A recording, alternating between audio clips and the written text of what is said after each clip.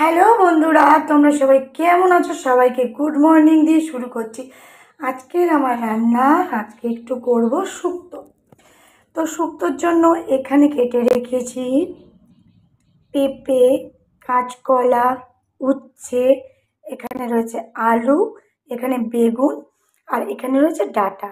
ডাঁটাটা এমনি ডাঁটা, কারণ সজনে ডাঁটা এখন অনেক বেশি মোটা হয়ে গেছে, এখন খেতে অতটা আমার ভালো লাগে না, তার জন্য সজনে ডাঁটাটা দেইনি। আর এখানে রয়েছে বড়ি, আর এখানে সর্ষে আদা ভেজানো রয়েছে, এটা পেস্ট করতে হবে, পেস্ট করে মশলাটা বানাতে হবে। আর এখানে ভাজা মশলাটা লাস্টে ছড়াবার জন্য, যেটা সর্ষে, মৌরি আর রয়েছে রাঁধুনি, এটা শুকনো কড়াইতে ফ্রাই করে নিয়েছি। এটাও পেস্ট করতে হবে, শুকনোভাবে পেস্ট করতে হবে লাস্টে ছড়িয়ে দেওয়ার জন্য।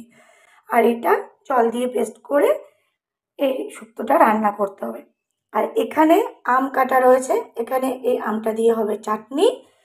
আর এখানে রয়েছে আজকের মাছ, এটা হলো পাঙ্গাস মাছ, এটা খেতে আমার ভীষণ ভালো লাগে, তো আজকে এটা রান্না হবে।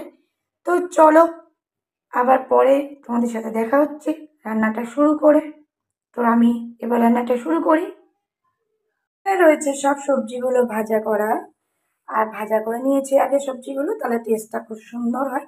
আর এখানে বড়ি ভাজা রয়েছে, এখানে মশলাগুলো রয়েছে, আর চাটনিটা আমার কমপ্লিট হয়ে গেছে। মাছটা এখনো রান্না হয়নি, তো শুক্তোটা এখনই কমপ্লিট হয়ে যাবে। তো দেখতে থাকো। মাছগুলো সব ভাজা করা হয়ে গেছে, আর এখানে মাছের আলুটা কষানো হচ্ছে।